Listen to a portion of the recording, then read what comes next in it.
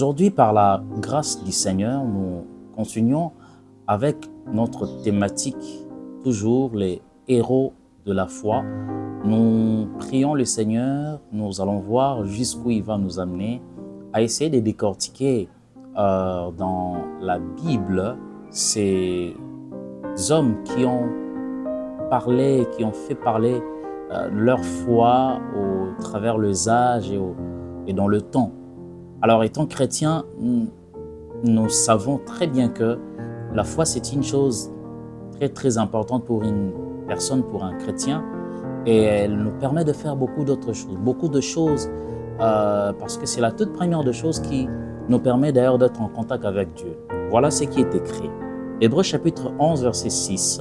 « Or, sans la foi, il est impossible de lui être agréable, car il faut que celui qui s'approche de Dieu croit que Dieu existe. » J'aime d'autres traductions qui disent « Dieu est » et qu'il est le rémunérateur de ceux qui le cherchent. Il y a principalement 3 éléments dans ces textes.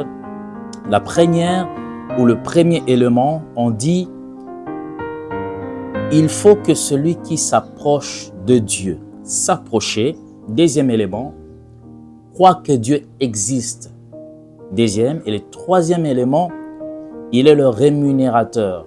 Alors, au travers de cette vidéo, nous allons essayer de creuser un peu ces contenus et nous allons comprendre réellement ce que le Seigneur nous dit dans ces contextes. Voici pourquoi la foi est essentielle dans votre vie. Plongeons dans Hébreux 11, 6. Hébreux 11, 6 nous dit « Or, sans la foi, il est impossible de lui être agréable. » Mais que signifie réellement cette phrase? Imaginez un héros, quelqu'un comme vous, luttant pour atteindre un but. Quel est ce but? Se connecter profondément au divin. D'abord, ce héros fait face aux doutes de petites voix qui remettent en question ses convictions. Mais il persévère, cherchant des réponses. Ensuite, il rencontre des épreuves, des moments qui mettent sa foi à rude épreuve.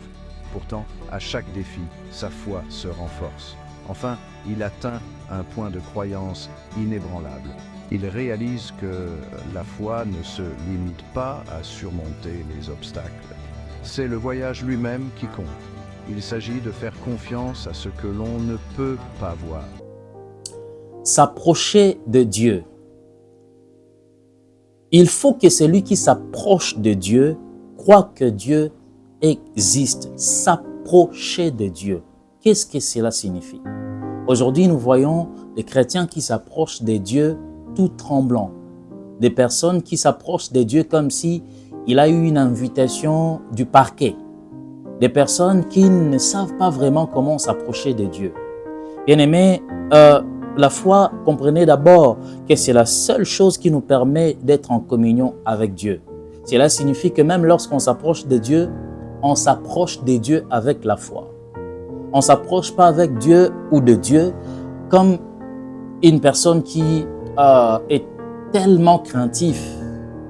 C'est comme si tu as fait quelque chose, alors tu t'imagines que là où on m'a appelé, c'est justement pour m'arrêter. Non, non, non, non. Quand on s'approche de Dieu, on s'approche par la prière, oui, bien sûr. Mais comment approchez-vous de Dieu? Comment approchez-vous de Dieu? Vous savez, dans l'Ancien Testament, s'approcher de Dieu, c'était une chose terrible. Parce que je me rappelle d'une personne qui voulait toucher même l'arche qui représentait la présence de Dieu, était frappée par la mort. Mais aujourd'hui, par la grâce de Dieu et par le chemin que Jésus-Christ nous a ouvert au travers de sa mort et de sa résurrection, s'approcher de Dieu. Bien-aimé, quand tu t'approches de Dieu, il faut s'approcher de Dieu comme un père. C'est la chose que Jésus-Christ nous a appris. Lorsque tu t'approches de Dieu, il faut s'approcher de Dieu comme un fils qui s'approche de son père.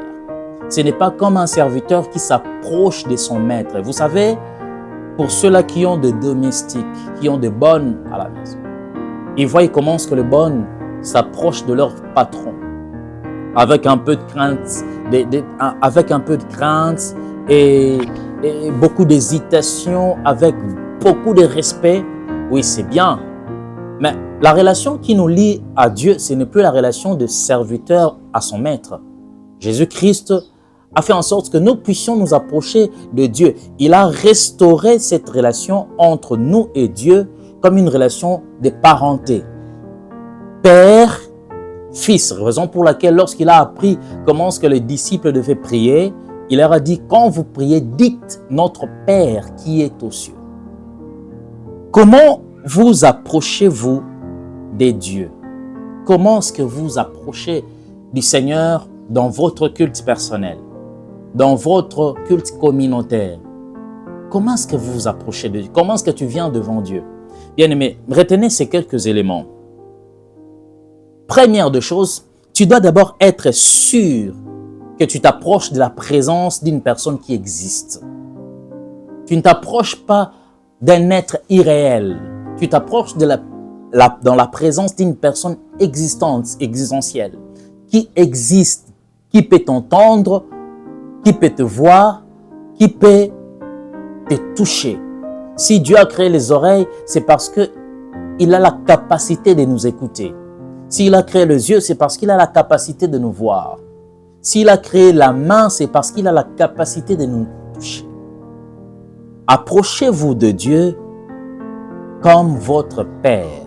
Deuxième de chose, parlez avec Dieu comme votre Père. Quand vous approchez de Dieu, parlez avec Dieu comme votre Père. Vous savez, un enfant, quand il est avec son papa, il veut parler avec son papa, il fait tout pour essayer de convaincre son père. Oui, des fois, il existe, même que lorsqu'un enfant s'approche de son père, le père sait déjà qu'est-ce que l'enfant veut. Qu'est-ce qu'il veut demander, en fait. Et c'est la même manière que la Bible dit que avant même que nous puissions demander à Dieu, il sait déjà ce que nous avons besoin. C'est comme ça la relation entre père et fils. Bien-aimés, enlevez toutes sortes d'obstacles qui ne peuvent pas vous aider à vous approcher comme il faut dans la présence de Dieu. Sachez que Dieu, c'est votre papa. Approchez Dieu par la prière. Approchez Dieu par la méditation, par la parole de Dieu. Approchez Dieu dans votre conscience, dans votre esprit. Quand vous marchez, lorsque vous dormez, lorsque vous priez, vous célébrez, vous adorez le Seigneur, vous louez le Seigneur, approchez Dieu comme votre Père. Ce n'est pas un tyran. Dieu n'est pas un dictateur. Il est votre Père. Venez à lui, parlez lui comme un enfant qui est en train de parler à son Père. Seigneur, d'ailleurs, il n'est plus important de lui appeler peut-être sous autre forme de nom. Appelez-lui papa. Tu sais que j'ai besoin de ceci. Tu sais que j'ai besoin de cela.